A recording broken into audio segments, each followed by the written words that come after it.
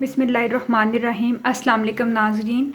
आज जो मैं वीडियो आपके लिए लेके आई हूँ वो बहुत ख़ास वीडियो है और वो वीडियो रमज़ान के हवाले से भी है और वैसे हमारे डेली रूटीन के बारे में भी है। इस वीडियो के अंदर मैं आपको चंद टिप्स एंड ट्रिक्स दूंगी जिसके ज़रिए आप बहुत सारी चीज़ों को ज़्यादा अरसे के लिए सेव कर सकते हैं और रमज़ान के हवाले से भी आपको थोड़ा सा आइडियाज़ दूंगी कि किस तरह रमज़ान में कौन से काम आप पहले करके रख लें ताकि रमज़ान में आपको ज़्यादा से ज़्यादा टाइम मिल सके इबादत करने का। क्योंकि रोज़े की हालत में हम कोशिश होती है कि हम ज़्यादातर कुरान मजीद पढ़ें, नमाज़ पढ़ें, तो उसी दौरान में एक स्ट्रगल इंसान थक जाता है और उस रफ्तारी या सैरी के लिए प्रिपरेशन करना उसके लिए ज़रा टफ हो जाता है। तो इस वीडियो के ज़रिए मैं आपको थोड़ी सी हेल्प करूंगी कि आप किस तरह से कुछ काम ऐसे हैं जो पहले करके आप रख सकते हैं जो कि आपको बहुत यूज़फुल आपके लिए साबित होंगे। और आप मेरी वीडियो को शुरू से लेकर लास्ट तक देखिएगा ताकि आपको प्रॉपरली तरीका आ सके कि किस तरह से मैंने इसमें बताया है कि आप किस तरह से चीज़ों को सेव कर सकते हैं। ज़रूरी नहीं कि ये रमज़ान के हवाले से ही आप सेव रख सकते हैं, आगे भी रूटीन में आप इन चीज़ों को सेव कर सकते हैं। तो चलिए अब हम वीडियो को स्टार्ट करते हैं। वीडियो को स्टार्ट करने से पहले आप एक दफ़ा दुरूद इब्राहिमी पढ़ लें और मेरे चैनल को सब्सक्राइब भी कर दें, बेल आइकॉन का बटन भी प्रेस कर दें। वीडियो अच्छी लगे तो उसे लाइक कर दें और शेयर कर दें। तो चलिए अब हम वीडियो बनाना स्टार्ट करते हैं।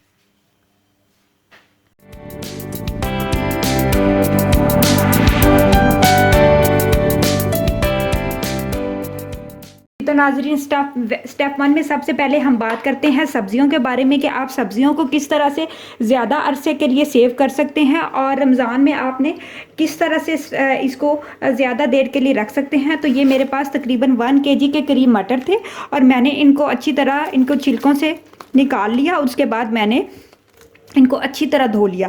धोने के बाद मैंने एक केटल के अंदर पानी गर्म किया। जब पानी बिल्कुल बॉयल होना शुरू हो गया तो मैंने उसके अंदर मटर को डाल दिया। मटर डालने के बाद मैंने नीचे से चूल्हे को बंद कर दिया और तकरीबन 2 मिनट के बाद मैंने मटर को निकाल के स्ट्रेनर में रख दिया। जब इनका पानी बिल्कुल खुश्क हो गया तो मैंने इस तरह जिपलॉक बैग के अंदर इसको डाल के अब फ्रीज़ कर लिया। इसको आप 1 महीने के लिए फ्रीज़ कर सकते हैं। कच्चे मटर सेव नहीं हो सकते क्योंकि वो फिर बहुत सख्त हो जाते हैं और वो फिर जितना मर्जी बॉयल करें वो बॉयल नहीं होते। तो आपने इस तरह से मटरों को हल्का सा बॉयल करके रख लेना है। जब आपको ज़रूरत हो थोड़े से निकाल लें और गर्म पानी में डालें तो ये बिल्कुल उसी तरह नॉर्मल जिस तरह फ्रेश मटर होते हैं इस तरह के हो जाएंगे। इस तरह पुदीना है, कुछ पुदीना मैंने खुश्क करने के लिए धूप में रखा हुआ है। वो जब खुश्क हो जाएगा तो उसको भी मैं जिपलॉक बैग में डाल दूंगी। पुदीने की आप चटनी बना के स्पाइसेस वगैरह डाल के लास्ट में उसके अंदर लेमन का जूस डाल के आप 1 महीने के लिए इसको फ्रीज़र में रख दें, छोटे छोटे आइस क्यूब्स बना के। जब ज़रूरत हो रायते में डालने के लिए या वैसे दही बड़ों में डालने के लिए, किसी भी आप चटनी समोसों पकौड़ों के साथ खाना चाहते हैं तो उसके लिए ये बहुत मुफीद और बहुत फ्रेश रहता है। इसी तरह हरी मिर्ची हैं, हरी मिर्चों की मैंने ऊपर से इनकी डंडियाँ उतार ली हैं और इस तरह से इनको वॉश करके मैंने इनको टिश्यू पेपर के ऊपर रख लिया था। ये बिल्कुल ड्राई हो गया। अब मैं इसको एक एयर टाइट डिब्बे में डाल के इसको मैं फ्रिज में रख दूँगी। और वैसे तो ये ज़्यादा दिन तक नहीं रह सकती लेकिन 10 से 15 दिन ये आराम से निकाल सकती हैं। गार्लिक भी आप इसी तरह अच्छी तरह छील लें। छीलने के बाद इनको आप वॉश करके इसको टिश्यू पेपर के ऊपर रख के अच्छा सा ड्राई कर लें। बिल्कुल इसके अंदर मॉइस्चर नहीं होना चाहिए। फिर आप किसी एयर टाइट डिब्बी में डाल के इसको आप फ्रिज में रख दें और ये ज़्यादा दिन तक निकाल जाएगा। ये चिली गार्लिक केचप है जो होममेड है। मैं इसकी रेसिपी आपको ऑलरेडी बनाना सिखा चुकी हूँ। ये भी मैंने बना के एक बोतल मैंने नीचे फ्रिज में रखी हुई है जो मेरी डेली रूटीन की है और बाकी जो बोतल्स थी वो मैंने फ्रीज़ की हुई हैं। जब मुझे चाहिए होती है थोड़ी देर के लिए मैं इसको रूम टेम्परेचर पे रखती हूँ और बाद में फिर मैं इसको फ्रिज में रख देती हूँ। तो आप ज़्यादा जो आपने बना के रखी हो तो आप इसको फ्रीज़र में फ्रीज़ कर दें और बाद में आप इसको जितनी चाहिए हो उतनी फ्रिज में निकाल लें। इसी तरह टमाटर हैं। इस टाइम में टमाटर बहुत सस्ते मिल जाते हैं गर्मी के स्टार्ट में और फिर आना जब रमज़ान शुरू हो जाता है तो टमाटर थोड़े से एक्सपेंसिव भी हो जाते हैं और कुछ ये भी होता है कि रमज़ान रोज़े के साथ बाहर जाना बहुत मुश्किल हो जाता है। तो आप इस तरह पूरे टमाटर इनको धो लें, ऊपर से इनको टिश्यू पेपर के साथ अच्छा सा साफ़ कर लें। साफ़ करने के बाद आप इसको इस तरह फ्रीज़र में फ्रीज़ कर दें तो ये बहुत अच्छे रह जाएंगे। आप अगर आप प्यूरी बना के रखना चाहते हैं वो भी ठीक है, लेकिन पूरा पूरा टमाटर भी अगर आप सेव करना चाहते हैं, अच्छे अच्छे देख लें रेड कलर के जो बिल्कुल फाइन हो, कोई दाग वगैरह ना हो, इस तरह आप इसको 1 माह तक सेव कर सकते हैं। इसी तरह ही शिमला मिर्च है, शिमला मिर्च को भी आप इसी तरह धो के अच्छी तरह खुश करके इसको काट लें, किसी मर्जी शेप में काट लें तो तकरीबन 3 या 4 माह ये ख़राब नहीं होती, क्योंकि शिमला मिर्च का जो सीज़न होता है वो सीजनल होता है, बीच में ये आनी बंद हो जाती है। तो बहुत सारी ऐसी चीज़ें हैं जिसमें ये यूज़ होती है। तो इस तरह आप ये था मेरा जो स्टेप 1 ये सब्जियों के बारे में था। अब हम बात करते हैं स्पाइस के बारे में। स्टेप 2 में मैं आपको बताऊंगी कि किस तरह आप मसालों को रमज़ान में सेव कर सकते हैं या नॉर्मल डेज़ में भी आप सेव कर सकते हैं। तो ये मेरे पास खुश्क धनिया था। खुश्क धनिया जैसे ही आया मैंने इसके अंदर से तमाम जो एक्स्ट्रा चीज़ें होती हैं जो हमारे इस्तेमाल में नहीं होती उसको निकाल के साफ़ कर लिया। साफ़ करने के बाद मैंने इसको धो के धूप में खुश्क कर लिया। बिल्कुल आपने खुश्क कर लेना है, कोई भी मॉइस्चर इसमें नहीं रहना चाहिए। तो इस तरह एयर टाइट डिब्बे में डाल के आप इनको सेव कर लें। फिर हमारा काम क्या होगा, निकाल लें, मसाले वाली डिब्बी में डालें, ग्राइंड करें और इस्तेमाल करें। नहीं तो फिर आपको अगर आप इसको 10-15 मिनट दे के साफ़ कर लेंगे बाकी मसालों की तरह तो आप आसानी से निकाल लें और इस्तेमाल कर सकते हैं। लेकिन फिर आपको इसको बार बार साफ़ करना पड़ेगा एक एक करके। तो बेहतर है कि आप इसको पहले से साफ़ कर लें। इसी तरह ही बाकी मसाले हैं, ये गरम मसाले मिक्स मसाले हैं और ये ज़ीरा काली मिर्च है, इसको भी मैंने इसी तरह अच्छी तरह साफ़ करके रख लिया है।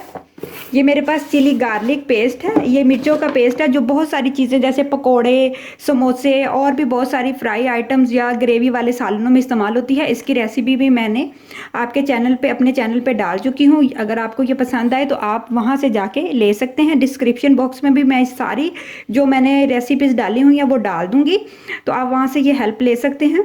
तो ये बहुत फ़ायदेमंद रहती है। सालन बनाने पड़े तो बहुत जल्दी आपको कोई लहसुन छीलना नहीं पड़ेगा, आपके पास लहसुन का पेस्ट भी इसमें है, गरम मसाले का पेस्ट भी है, तो आसानी से आप बना सकते हैं। इसी तरह बात करते हैं चीनी के बारे में। चीनी भी रमज़ान में हम ज़्यादा, क्योंकि बहुत सारे मशरूबात और इस तरह की चीज़ें बननी होती है, नॉर्मल रूटीन में भी हमारा दिल करता है गर्मी में, तो आप चीनी ज़्यादा सारी ला के उसमें 4-5 लौंग डाल दें तो कभी भी चीनी को चूंटियाँ नहीं लगेंगी। तो आप आसानी से इसको बाहर भी रख सकते हैं, ज़रूरी नहीं कि आप इसको फ्रिज में सेव करें। ये था हमारा स्टेप 2। तो चलिए अब चलते हैं स्टेप 3 की तरफ।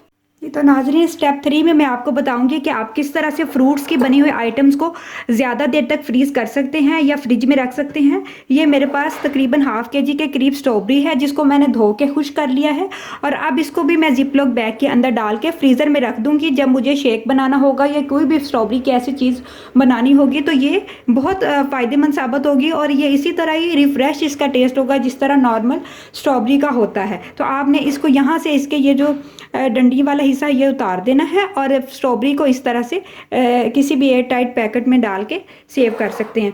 ये मेरे पास ऑरेंज जूस है, इसकी रेसिपी भी मैं ऑलरेडी अपने चैनल पे डाल चुकी हूँ। ये मैंने बना के ज़्यादा देर के लिए रख लिया है, रमज़ान में ये बहुत काम आने वाला है। इसी तरह आपको कोई भी किसी किस्म का जूस बनाना आता है, आप देखें कि मैंने फ्रीज़ किया हुआ है। जब रमज़ान आएगा तो मैं इसको फ्रिज में रख दूँगी तो ये नॉर्मल टेम्परेचर पे आ जाएगा। और इसी तरह आपको कुछ भी इस तरह का बनाना आता है या मेरे तरह आप ऑरेंज जूस बना के रखना चाहते हैं तो ऑरेंज जूस बना के रख लें। स्ट्रॉबेरी जूस बनाना चाहते हैं, स्ट्रॉबेरी जूस भी बहुत मज़े का बनता है। ये मेरे पास स्ट्रॉबेरी जैम है, स्ट्रॉबेरी जैम भी मैंने अपने चैनल पे इसकी वीडियो डाली हुई है। ये भी मैंने बना के ज़्यादा देर रख लिया है। जैसे कि कुछ डिज़र्ट्स होती हैं या वैसे सहरी में रिफ़्रेश कोई फ्रूट खाने को दिल करता है तो आप जैम के तौर पर इसको खा सकते हैं। इमली और आलू बुखारे की चटनियाँ भी आप बना के एक अगर आपने ज़्यादा बनाई है तो हाफ आप फ्रीज़र में रख दें और हाफ आप फ्रिज में रख दें। इसी तरह लेमन का जूस है, लेमन रमज़ान में आना शॉर्ट हो जाते हैं क्योंकि एक तो इनका सीज़न थोड़ा ख़त्म होना शुरू हो जाता है या फिर रमज़ान में ज़्यादा लोग इसको परचेज़ करते हैं तो ये आना शॉर्ट हो जाते हैं। तो आप अब ½ किलो के करीब लीमू मंगवा के लीमू का रस निकाल के इसको बोतल में डाल के इस तरह सेव कर सकते हैं। इसकी रेसिपी भी मैंने अपने चैनल पे दी हुई है कि किस तरह से आप लीमू को ज़्यादा देर तक सेव कर सकते हैं। ये मेरा काफ़ी देर का निकला हुआ जूस है लेकिन देखें ये बिल्कुल वैसे ही फ्रेश है। इसको मैंने फ्रिज में रखा हुआ है। अगर आप ज़्यादा बना के रखना चाहते हैं तो आप इसको फिर फ्रीज़र में रख दें। तो ये तमाम चीज़ें आप इस तरह से सेव कर सकते हैं। अब हम चलते हैं स्टेप 4 की तरफ। जी तो नाजरीन, स्टेप 4 में हम बात करेंगे फ्रोज़न आइटम की तरफ। जैसे कि आपको पता है आजकल मार्केट में K&N's और बहुत सारी ऐसी प्रोडक्ट है जो हमें बनी बनाई चीज़ें फ्रीज़ की हुई हमें देते हैं कि आप किस तरह से फ्रीज़ आइटम्स को इस्तेमाल कर सकते हैं। ज़रूरी नहीं कि आप उनकी ही बनी हुई चीज़ें ख़रीदें, आप इसको घर में भी बना के रख सकते हैं। आपको पता है यूट्यूब पे इतने चैनल्स हैं जो बहुत सारी चीज़ें आपको बनाना सिखाते हैं, जैसे कि मेरा चैनल है, और इस तरह आप बना के ज़्यादा देर तक इनको सेव रख सकते हैं।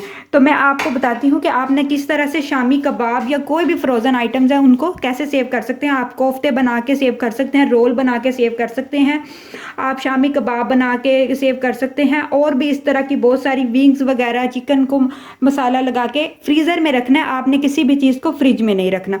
तो मैंने शामी कबाब आप लोगों को दिखाने के लिए बनाए हैं। इनको बना के शेप दे के मैंने पहले एक प्लेट के ऊपर इस तरह का जो है ना वो पेपर शीट बिछा दी, और उसके ऊपर फिर मैंने थोड़े थोड़े गैप के साथ ये शामी कबाब जो हैं वो मैंने इस तरह शेप दे के जोड़ दिए हैं। अब ये अच्छी तरह टाइट फ्रीज़ हो चुके हैं। आप देखेंगे मैं आसानी से ये उतर रहे हैं। आपने भी इसी तरह इनको फ्रीज़ कर लेना है। अगर आप इसके ऊपर थोड़ी सी प्लास्टिक की शीट बिछा देंगे तो ये बहुत आसानी से निकल जाएंगे। और अब आप इसको किसी भी एयर टाइट डिब्बे के अंदर या जिप लॉक बैग के अंदर, वैसे एयर टाइट डिब्बे के अंदर डालना ज़्यादा फ़ायदेमंद साबित होगा। आप इस तरह फ्रीज़ कर सकते हैं। इसी तरह विंग्स की भी रेसिपी मैं अपने चैनल पे डाल चुकी हूँ, उसको भी आप मसाला लगा के इसी तरह सेव करके फ्रीज़र में रख सकते हैं। इस तरह चने हैं, बॉयल चने, बहुत सारी चीज़ों में, चना चाट और दही बड़ों में, बहुत सारी चीज़ों में हम इस्तेमाल करते हैं। रमज़ान में आप इसको सोडा लगा के रात के वक्त ओवरनाइट भगो दें या 3 या 4 घंटे के लिए, फिर आप इनको बॉयल करके खुश्क किसी भी स्टेनर में डाल दें। जब बिल्कुल खुश्क हो जाए तो आप इस तरह डिब्बे के अंदर डाल के इनको सेव कर लें। जितने चाहिए हों ये आराम से निकल जाते हैं, बिल्कुल आसानी से। थोड़ी देर आप इनको बाहर रखेंगे तो ये आसानी से इस तरह देखें निकलना शुरू हो जाएंगे। जिप लॉक बैग में भी आप इनको बहुत आसानी से सेव कर सकते हैं। इसी तरह समोसा पट्टी, रोल पट्टी, ब्रेड क्रम्स बनाने के लिए आप ब्रेड ला के मार्केट से फ्रेश वाली, उसको आप इस तरह पूरे पीसीस को सेव कर लें, ये देखें। और उसके बाद जब आपको ब्रेड बनाने हो, इनको थोड़ी देर के लिए 4 या 5 मिनट के लिए ओवन में लगाएं। ये थोड़े से इसका मॉइस्चराइज़र ड्राई हो जाएगा, फिर आप इसको आसानी से चॉपर में ब्रेड क्रम्स बना लें। इसी तरह रोल पट्टी भी अगर आप मार्केट वाली इस्तेमाल करना चाहते हैं तो आप इसको जितनी चाहिए हो फ्रीज़र में ला के रख दें। जब आपने इस्तेमाल करनी हो थोड़ी देर रूम टेम्परेचर पर रखें और आप इसको आसानी से बना सकते हैं। ये थी हमारी चिकन के फ्रोज़न आइटम के बारे में। अब हम चलते हैं स्टेप 5 की तरफ। जी तो नाजरीन, अब हम बात करेंगे अपनी ग्रोसरी के बारे में। ड्राई ग्रोसरी जैसे कि मैदा, बेसन और दालें और इस तरह की चीज़ें जो रमज़ान में बहुत ज़्यादा जिनका इस्तेमाल होता है। बेसन का तो ख़ास तौर पे पकोड़े, समोसे बनाने के लिए, मैदे का और भी बहुत सारी ऐसी आइटम्स हम बनाते हैं रमज़ान में। बच्चों का दिल करता है, बड़ों का भी, कुछ ऐसा स्पाइसी खाने के लिए, लेकिन गर्मी के माहौल में ऐसा इतना खाया नहीं जाता। लेकिन हमारी जो रवायत है, रूटीन, वो तो फिर कायम रहती ही है। तो मैं आपको बताऊंगी कि किस तरह से आपने पहले कुछ स्टेप कर लेने हैं। सबसे पहले आपने मैदे को लाके मैदे को अच्छी तरह छान के रख देना है, ताकि जब आप इसकी प्रिपरेशन करें, कोई भी आप बनाना चाह रहे हैं समोसे पकोड़े, तो आपको इसको छानना ना पड़े या ऑलरेडी छाना हुआ हो अच्छी तरह, इसमें से जो है ना वो गुठलियाँ वगैरह रिमूव हुई हों। फिर आपने बेसन के साथ भी यही काम करना है। अगर आप बेसन के भल्ले बना रहे हैं या कुछ भी ऐसा बना रहे हैं तो आप इसके अंदर नमक, मिर्च, तमाम ड्राई इंग्रेडिएंट्स डाल के भी इसको रख सकते हैं ज़्यादा देर के लिए। एक अलग से डिब्बी बनाएं, उसके अंदर बेसन डालें, नमक मिर्च डालें, मीठा सोडा डालें। जो भी बेसन भल्लों की रेसिपी है मेरे चैनल पे भी मौजूद है, आप वहाँ से जाके बना के एक पाउडर फॉर्म में रखते हैं, क्योंकि लिक्विड में अगर हम बनाएंगे तो वो ख़राब हो जाएंगे। जब आपको बनाने हो इसको निकाला, पानी में घोला, जिस तरह बाज़ार में रेडीमेड आपको भल्ले मिलते हैं वो इसी तरह ही बने होते हैं। उन्होंने चने की दाल, माश की दाल को भिगो के फिर उसको ड्राई किया होता है, फिर उसका आटा बनाया होता है, उसके अंदर तमाम स्पाइसेस डाल के हमें पैकेट में सेल होते हैं और वो कितने महंगे आपको मिलते हैं। इसी तरह दालें हैं, चने, जब भी आप लाएं चनों को अच्छी तरह चुन के साफ़ कर लें और उसके अंदर ये वाले पत्ता डाल के रख दें, तो दालों को कभी भी कीड़ा नहीं लगेगा। आप इसको ज़्यादा देर के लिए सेव कर सकते हैं। बाकी दालों को भी मैंने इसी तरह सेव करके रखा हुआ है। और ये मेरे पास पुदीना है। पुदीना कुछ मैंने चटनी बना के रख लूँगी, कुछ पुदीना मैंने ड्राई करने के लिए रख दिया था। रूम टेम्परेचर में रख लें या आप इसको बाहर धूप में रख लें। इसी तरह मेथी और बहुत सारी ड्राई आइटम्स हैं जो आप इनको सेव करके रख सकते हैं। बाज़ार से आपको पैकेट वाली मेथी कितनी महंगी पड़ती है और अंदाज़ा भी नहीं होता कि वाकई ही वो मेथी है या कुछ और पालक वगैरह हमें उन्होंने ड्राई करके दे दिया। तो आप अपने हाथों से मेथी मंगवाएं, उनको साफ़ करें, साफ़ करके धो के उसको एक दफ़ा रख दें। फिर वो जब ड्राई हो जाएगी तो फिर आप इस तरह अच्छी तरह जब ड्राई हो जाए फिर भी आप उसको एक कपड़े में बांध के धूप लगवाएं 2-3 दिन के लिए। और अच्छी तरह जब इसका मॉइस्चराइज़र बिल्कुल खुश्क हो जाए, आप हाथों के साथ ऐसे मसलें तो ये पाउडर में चला जाए पुदीना या मेथी, तो आप इसको सेव कर लें। ये थी मेरी आज की टिप एंड ट्रिक्स जो कि मैं आप लोगों के साथ शेयर करना चाहती थी, क्योंकि आप मेरी फैमिली की तरह हैं। इसी तरह चंद ऐसी टिप्स हैं जो मैं आपको ज़ुबानी बता देती हूँ। जैसे कि हम कभी शामी या रोल फ्राई कर रहे होते हैं तो उसमें झाग बनना शुरू हो जाती है अंडे की वजह से। अगर आप उसके अंदर थोड़ी सी हल्दी पाउडर डाल देंगे तो कभी भी झाग नहीं बनेगी। अगर आप कोफ्ते बना रहे हैं तो कोफ्ते बनाते वक्त आपने एक चीज़ का ख्याल रखना है कि जो कीमा आपने लेना है, चाहे चिकन का लेना है, चाहे आप मटन बीफ का ले रहे हैं, उसमें फ़ैट नहीं होना चाहिए। चर्बी होगी तो वो आपके कोफ्ते जुड़ेंगे नहीं। अगर आपके कोफ्ते फिर भी नहीं जुड़े तो आप बेसन का आटा या भुने हुए चनों का आटा या खसखस वगैरह डाल के उसको जोड़ सकते हैं और फिर आप कोफ्तों को फ्राई करके फ्रीज़ भी कर सकते हैं। और इसके अलावा अगर आप क्रिस्पी पराठा बनाना चाहते हैं तो आप इसमें स्टील का चिमटा इस्तेमाल करें। अगर आप नरम पराठा बनाना चाहते हैं तो आप लकड़ी का चिमटा इस्तेमाल करें। अगर आपके चावल ओवर कुक हो गए हैं तो आप उसके ऊपर ब्रेड का एक टुकड़ा रख दें, तो फिर उसको दम दे तो आपके चावल बिल्कुल नरम नहीं होंगे बल्कि खिले खिले बनेंगे। और इस तरह और भी बहुत सारी टिप्स और ट्रिक्स हैं जो मैं आप लोगों के लिए टाइम बाय टाइम लेके आती रहूँगी, जो आप इनको इस्तेमाल कीजिएगा। रमज़ान में ये टिप्स और ट्रिक्स आपके बहुत काम आने वाली हैं। तो आप मेरी वीडियो को ज़्यादा से ज़्यादा शेयर कीजिएगा और ये इन चीज़ों को ज़रूर फीडबैक में मुझे बताइएगा कि आपने इसको किस तरह इस्तेमाल में लेके आए हैं। जी तो नाजरीन, ये थी हमारी आज की वीडियो। यकीनन आपको ये वीडियो बहुत पसंद आई होगी। आप लोगों से गुजारिश है कि आप इस वीडियो को ज़रूर लाइक कीजिएगा, शेयर कीजिएगा, ताकि और भी लोगों तक ये अवेयरनेस जा सके कि किस तरह से हम चीज़ों को सेव कर सकते हैं, ज़्यादा देर तक रख सकते हैं। और मैं इसी तरह से ही रमज़ान में कुछ काम पहले करके रख लेती हूँ ताकि रमज़ान में ज़्यादा से ज़्यादा इबादत का टाइम मिल सके। और अपना बहुत सारा ख्याल रखिएगा, दुआओं में याद रखिएगा और ज़्यादा से ज़्यादा दुरूद शरीफ पढ़ते रहिएगा, अल्लाह ताला को याद करते रहिएगा। और इस मुश्किल वक्त में अल्लाह ताला से दुआ कीजिएगा कि अल्लाह ताला हमें इस हालात से जल्दी जल्दी बाहर निकाले और ये जो आने वाले दिन है और ईद हमारे लिए पहले की तरह खुशियों भरी ईद हो। तो चलिए, आपको दुआओं के साथ अल्लाह हाफिज़ करती हूँ। अल्लाह हाफिज़।